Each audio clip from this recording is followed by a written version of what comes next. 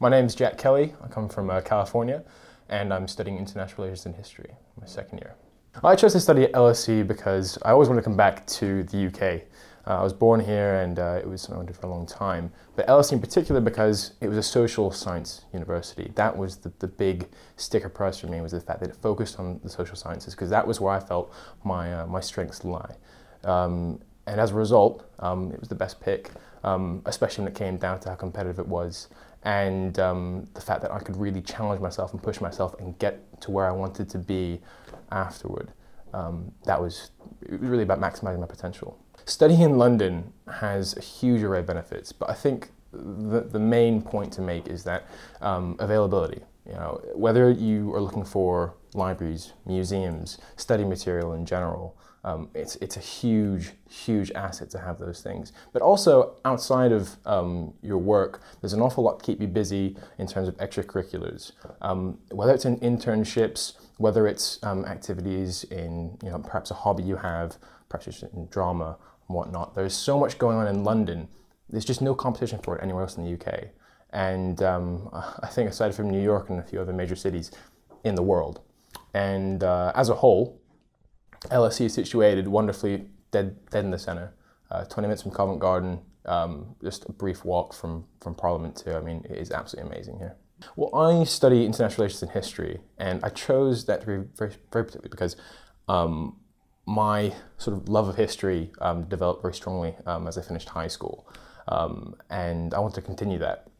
But I also wanted to add that modern context. I didn't want to feel like I was only focused on the past.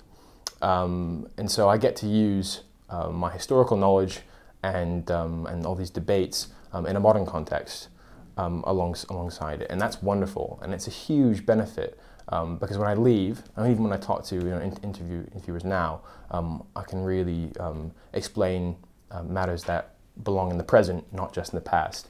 Honestly, I hope to gain not just the ability to analyze and communicate information, which is really the essential learning experience you get from a history degree. More so than that, I think I wanted to get a better appreciation of the world and how it works and how it has worked in the past and compare it to the now, and then be able to actually bring that to my career, to bring that to whatever I end up doing.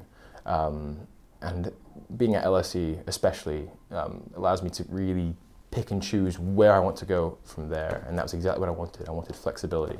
I have nothing but good things to say about the department in this regard, especially because what really struck me from my first year, I went to the first history social, and there were so many professors there just talking so casually, and even in high school in the United States, I was so used to this very rigid, sort of hierarchical manner of communication between us, which was quite unpleasant, and this was just such a stark contrast, and it was absolutely wonderful. And it's been my experience the entire time. My supervisor, Dr. Schultz, has been absolutely amazing, incredibly supportive.